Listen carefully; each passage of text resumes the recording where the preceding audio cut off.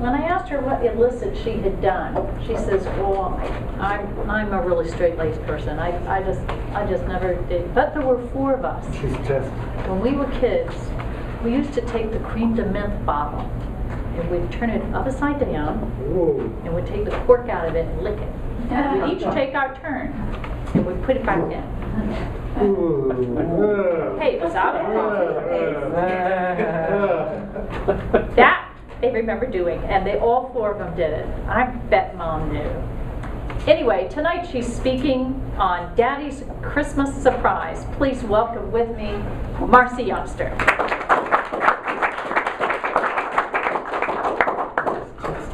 Thank you, Madam Toastmaster, fellow members, and welcome guests. How many dads do we have here? Can I have a show of hands? Great. Dads and future dads, do you have any idea how impactful the sweet things you do for your kids are? Do you have any idea, really, when you plan a surprise for your children, how far-reaching and what a great life-changing moment you could be giving your children?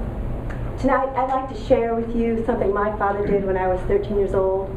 Something he did for fun, out of love for his family. I don't think he realized how far-reaching it would be.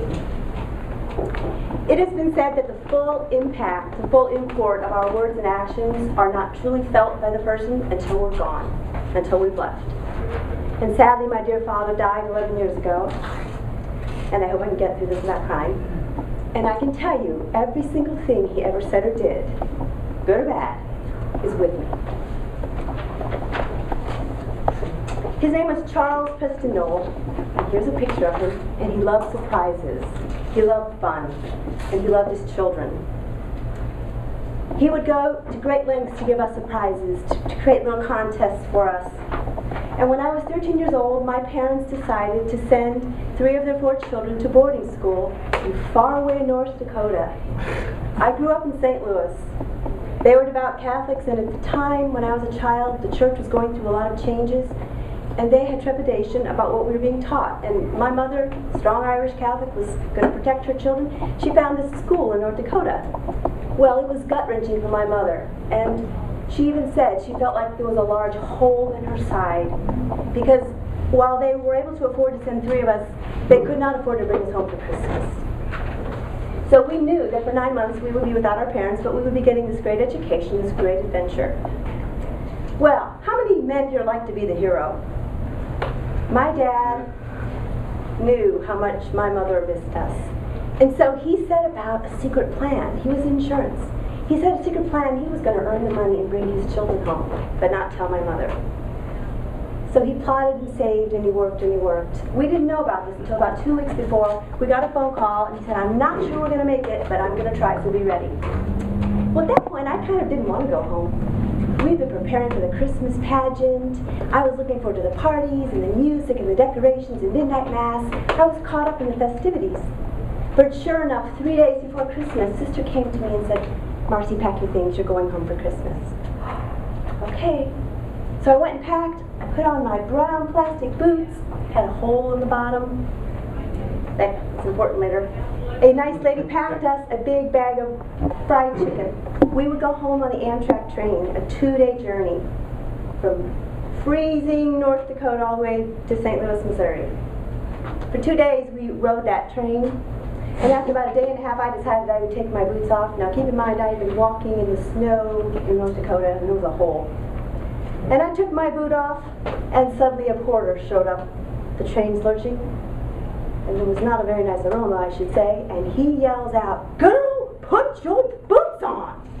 Well, would you not believe that a little bag of chicken bones that we had just been eating suddenly skedaddled down the aisle as the train lurched, and my sister about killed me. She was 16, I was 13, and my little brother was 10. I about froze. All right, fast forward, we arrive. My dad has snuck out to go pick us up at the train station, and unbeknownst to him, the train was late. In actuality, we didn't end up arriving until about midnight. My mother didn't know where he was. So he brings us home. We lived in this picture book farm. He tells us to get out of the car very quietly and go down 15 of the 30 stairs on this picture book patio and to stay under the lamppost. So the three of us immediately do this. We're all bundled up. He goes ambling down the snowy steps to the house, walks in the house, and we hear my mother.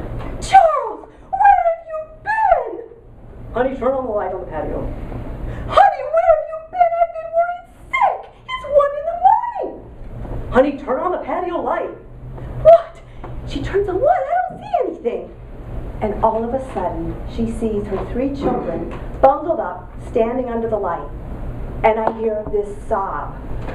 My babies, my babies! And she starts sobbing and crying, and we go running down the stairs into her arms.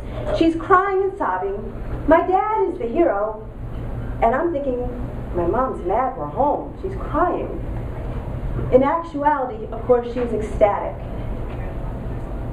What may seem like just a basic story to you was hugely mind-impacting for me. It showed me how this man knew how much it meant to my mother to have her children, and he was going to scrape and save and work to bring us home. And he did it. And he did it with shebang, with drama. And he taught me that when you love someone, maybe think about something that will be a surprise. It's worth going for it. To this day, I plan surprises for my kids. They know it. They know they can't foresee what I'm planning. And it's even more fun if you do it secretly, like he did. So you men here tonight, I encourage you. Think about the things your father said and did. Think about what you're saying and doing with your children, because I guarantee you, they may not give you any reaction now. It may seem commonplace, they may have just a little fun, but the day will come, I guarantee you, when you're gone. When they will think back, and they will extract lessons from what you're doing. And I learned never take a day for granted with your father, because your dad's just terrific.